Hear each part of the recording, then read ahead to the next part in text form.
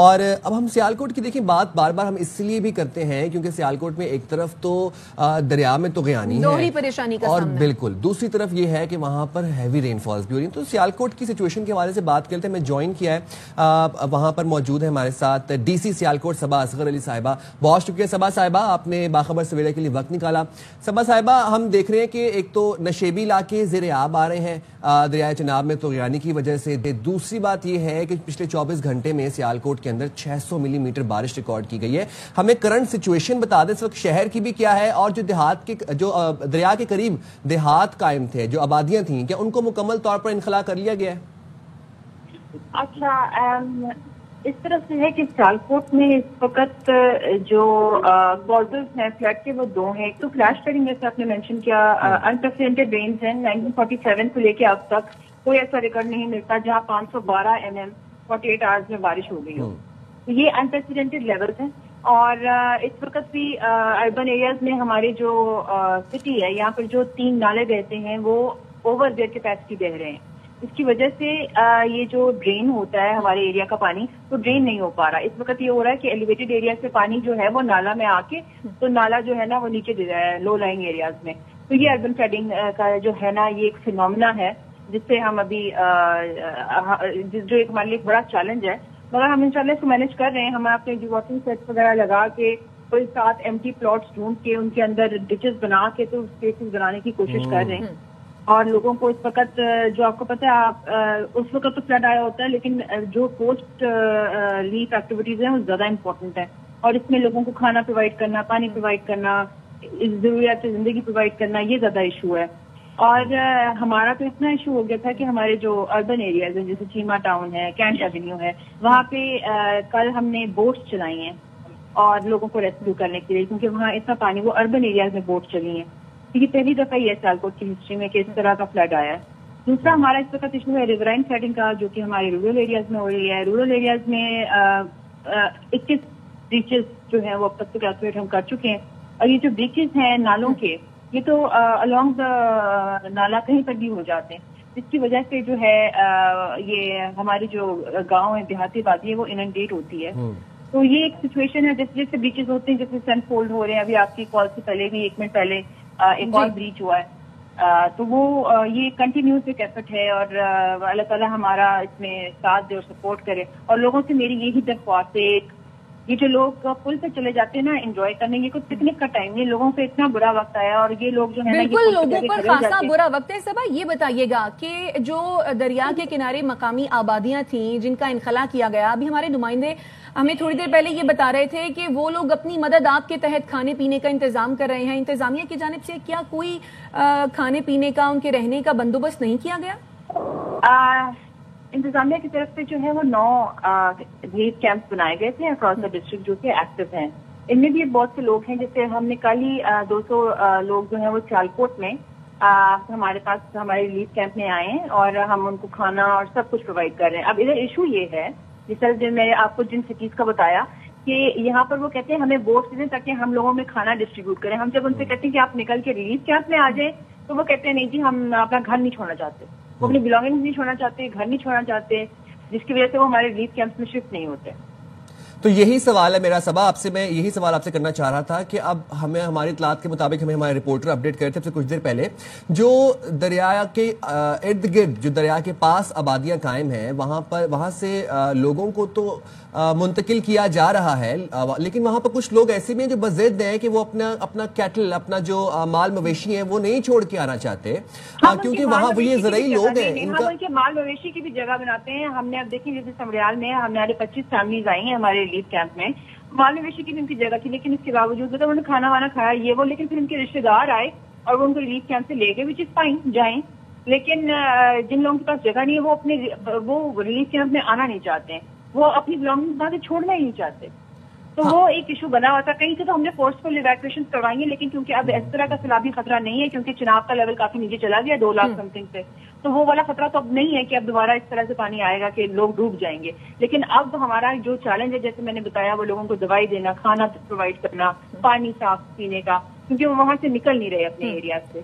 अच्छा, यानी सबा आप ये कह रही हैं कि मुतासरा लोगों के लिए खाने का इंतजाम भी आप लोगों की जानिब से किया गया है और जो माल मवेशी हैं उनके लिए चारे का इंतजाम भी किया गया है। अब जो लोग वहां से निकलना नहीं चाह रहे हैं या आप लोगों से अगर किसी ने राब्ता करना है तो वो क्या करे? हंगामी सूरत हाल में वो किस तरह से कांटेक्ट कर सकता है?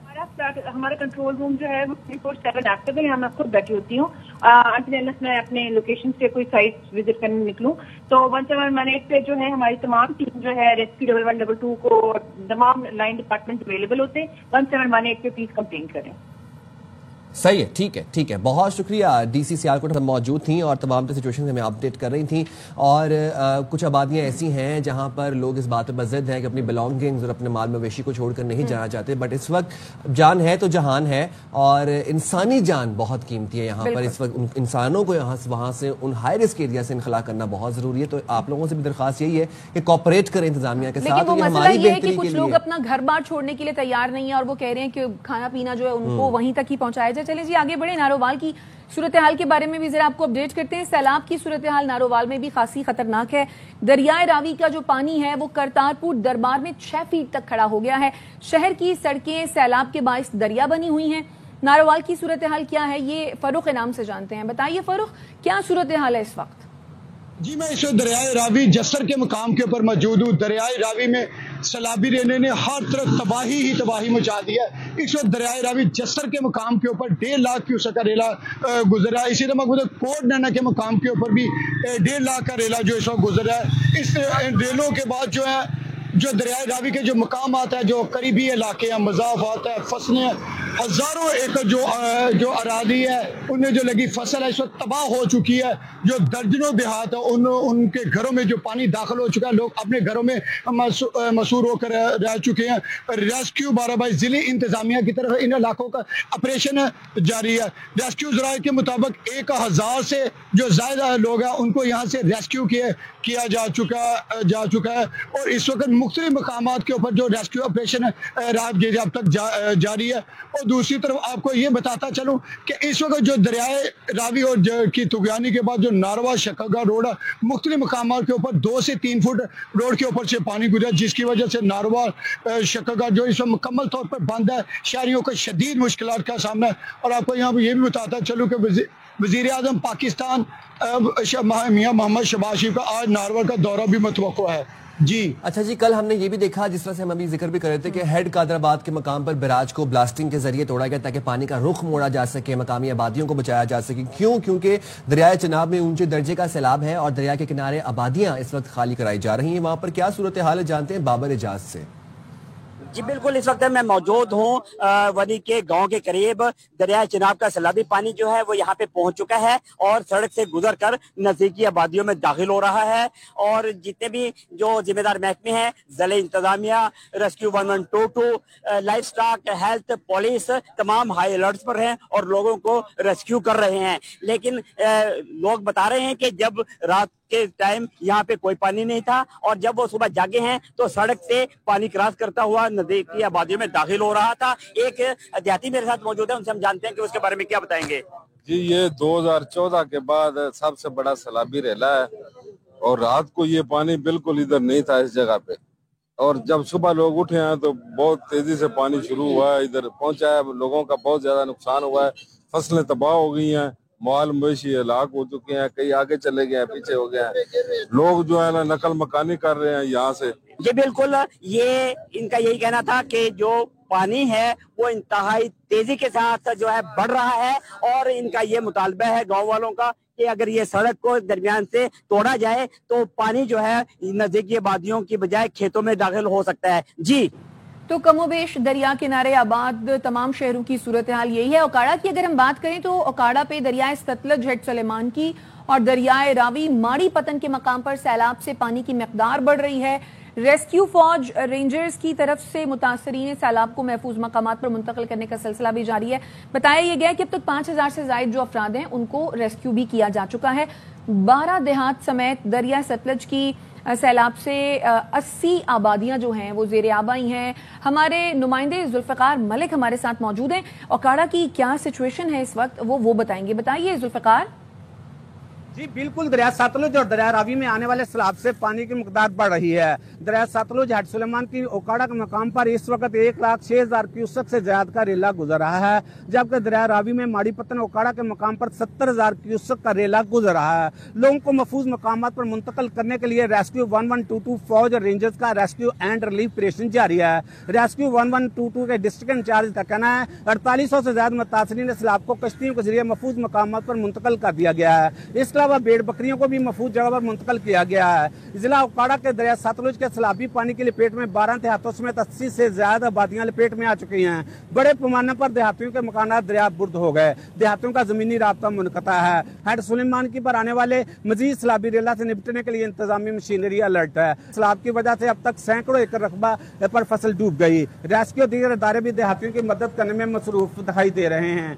अच्छा, ये तो वो सूरत हाल से भी आपको अपडेट कर रहे थे जो पंजाब में दरियाओं में तुग़यानी के बायस पैदा हुई, क्योंकि भारत की जानिब से आबी रेले छोड़े गए पाकिस्तान में पंजाब के दरियाओं के अंदर, और पंजाब में हमें बड़ी डेस्परेट सिचुएशन देखने को मिली। But now going towards Bhimber की भी आप सिचुएशन जो है वहाँ पर भी इस तरह था कि बारिश बहुत हुई और वहाँ पर लैंड स्लाइडिंग हुई और तमाम तर मामला थे, तो वो भी हमने आपको उस सिचुएशन के सवाल से बताएंगे। लेकिन आपको ये बताएं कि पाक फौज ने अपनी पेशा वराना सलाहियतों का मुजाहरा करते हुए इस डेस्परेट सिचुएशन में जिस तरह से रेस्क्यू एंड रिलीफ के ऑपरेशन में मदद की, सामान की तरसील में, और शुमाली इलाका जात में तो खैर बहाली काम भी शुरू कर दिया गया। तो सैलाब से मुतासरा इलाकों में पाक फौज का रेस्क्यू एंड रिलीफ ऑपरेशन इस वक्त भी जारी है। अफवाज के जवान हर मुश्किल घड़ी में अवाम के साथ खड़े हैं और सैलाबी सूरत हाल में दिन रात काम कर रहे हैं। DGISPR ने यह कहा कि आर्मी के 29 मेडिकल कैंप सैलाबज़दा इलाकों में काम कर रहे हैं। लेफ्टिनेंट जनरल अहमद शरीफ ये कहते हैं कि अजीम वतन के दिफा के लिए किसी पोस्ट को खाली नहीं किया गया और सख्ती से निगरानी की जा रही है। पाकिस्तान के अवाम और मुसल्लह फौज इकट्ठे थे। तो कैसे भी हालात हों, पाक फौज और अवाम इकट्ठे थे, इकट्ठे हैं और इकट्ठे रहेंगे। और इसका मुजाहिरा हम देख भी रहे हैं, जिस तरीके से सैलाबी सूरत हाल का सामना करना पड़ा है पंजाब को। इससे कबल खैबर पख्तूनख्वा में जो तबाही की सूरत हाल बनी, जिस तरह मुतासरा इलाकों में पाक फौज ने रेस्क्यू एंड रिलीफ ऑपरेशंस में हिस्सा लिया और हिस्सा ले रहे हैं, यकीनन ये काबिल तहसीन है। चाहे दुश्मन से लड़ना हो या कुदरती आफात से, पाक फौज हमेशा अवाम के शाना बशाना